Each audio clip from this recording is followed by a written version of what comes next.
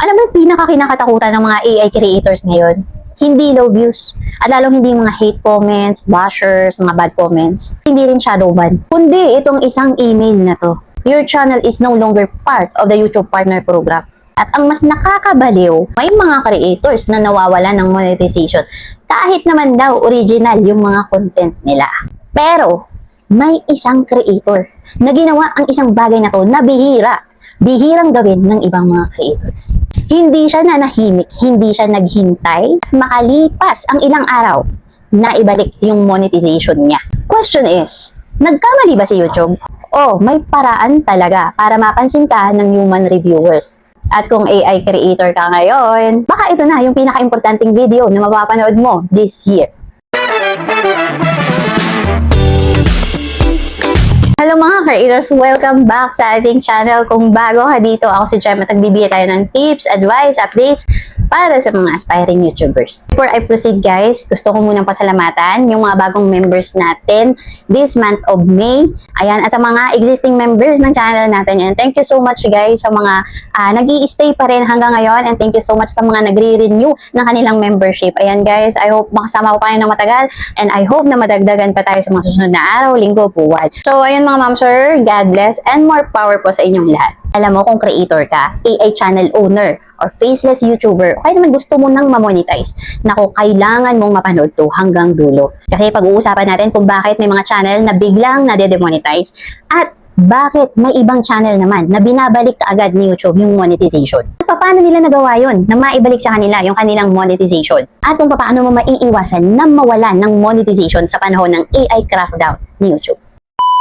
Okay, story time muna tayo. Guys, mga ma'am sir, ito ay hindi gawa-gawa lang. Dumaan to sa homepage ko, nirecommend sa akin ni YouTube yung video niya. Ang nangyari is bigla siyang natanggal sa YouTube Partner Program. So ito yun guys, at ito yung video niya na napanood ko. Mamaya sabihin nyo, gawa-gawa ako lang. So ang reason ng demonetization niya, inauthentic content.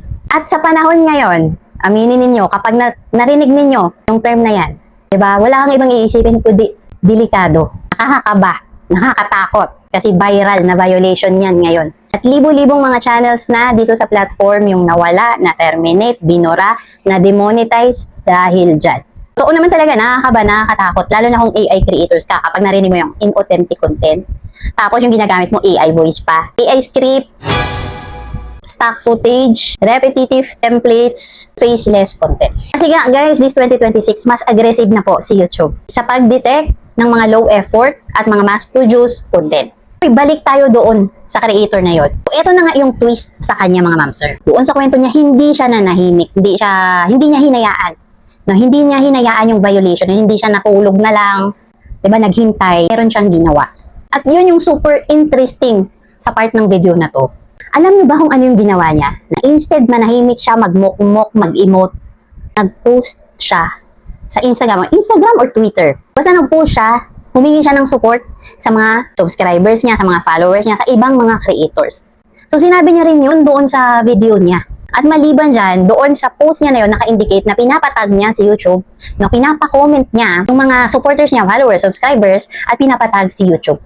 Also, pinapa-repost niya yung issue na nangyari sa kanya, sa channel niya. By the way guys, nakita ko doon sa screenshot niya, na finlash niya sa screen, April 28, nag-email sa kanya si YouTube sa demonetization ng kanyang channel. At honestly mga ma'am sir, kung iisipin mo, napaka-smart move nung ginawa niya na yun. Kasi sa totoo lang mga ma'am sir, sa panahon ngayon, dito sa ginagawa ni YouTube na AI detection system na ang ginagawa nila para ma-detect yung mga video natin, para ma-check yung mga video natin. Ang pinakamahirap sa YouTube ngayon, yung hindi yung ma-detect ka na AI, hindi yon. Ang pinakamahirap sa YouTube ngayon, kapag nagkaroon ka ng violation, and wag naman sana, ang pinakamahirap sa YouTube ngayon ay makakuha ng totoong human review. Kasi paano nga, 'di ba? Sabihin natin na nagkamali lang yung system, yung AI system ng YouTube.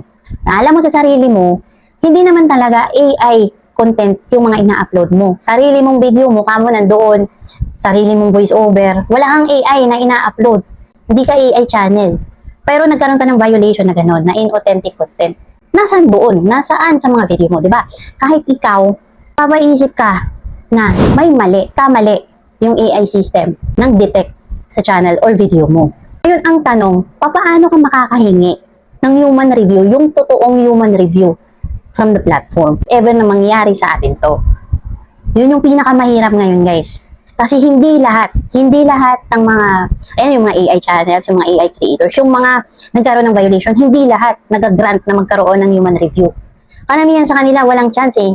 Walang chance na magkaroon ng human review, yung human checking sa video nila. Kaya nga itong creator na to, nakakabilib siya kasi hindi niya hinayaan, hindi niya talaga tinantanan. And ang isa pa na nakakabilib doon, guys, April 28 eh. April 28, nag-email sa kanya si YouTube. Diba niya na-demonetize yung channel niya. And 4 days ago, nag-post siya na naibalik na yung kanyang monetization. So kung bibilangin mo, almost 1 week lang yung tinagal, naibalik ka agad. Nga lang, doon sa video niya na yon, hindi niya pinakita yung kung paano siya nag-appeal, hindi niya pinakita. Siyempre, for privacy niya na rin siguro yun. So, nabanggit niya lang doon, siyempre nag-appeal siya.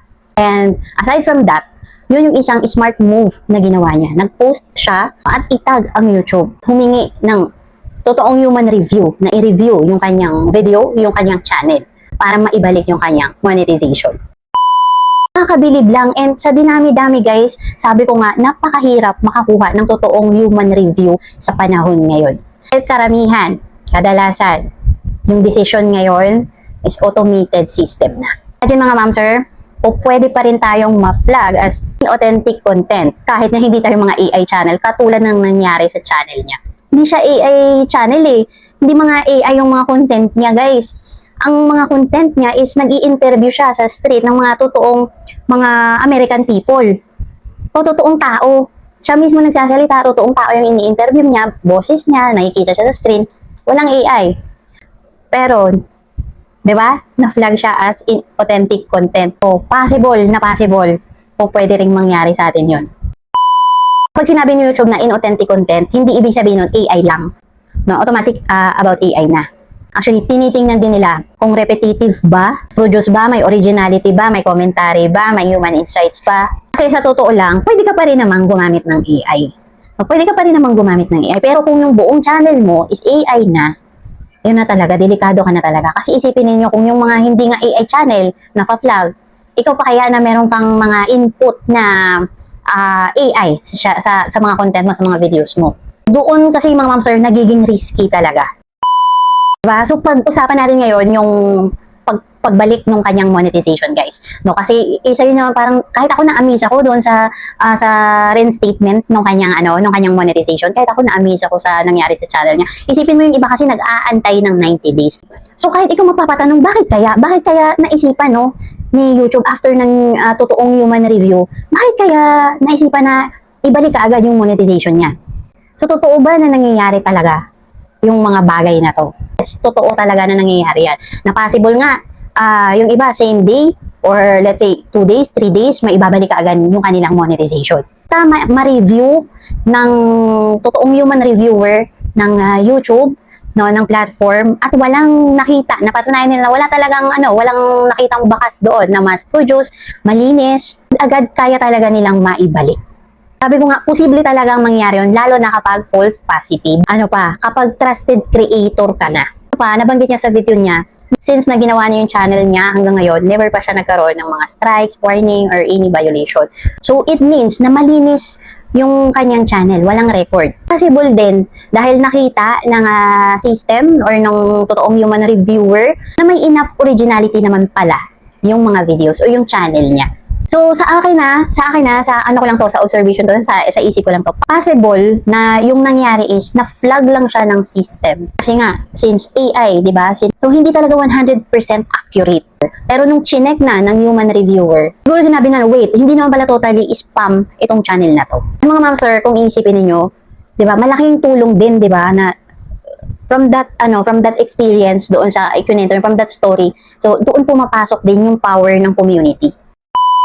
Kapag maraming mga creators ang nag-ingay, diba, about sa nangyari sa channel niya, kailangan ng human review kasi hindi naman siya AI channel, pero bakit inauthentic content? So, ang daming nag-ingay. So, malaki talaga yung chance, malaki talaga yung possibility na mabibigyang pansin or mapapansin talaga yan ng mga human reviewer o kung sino mang mga grupo under the platform.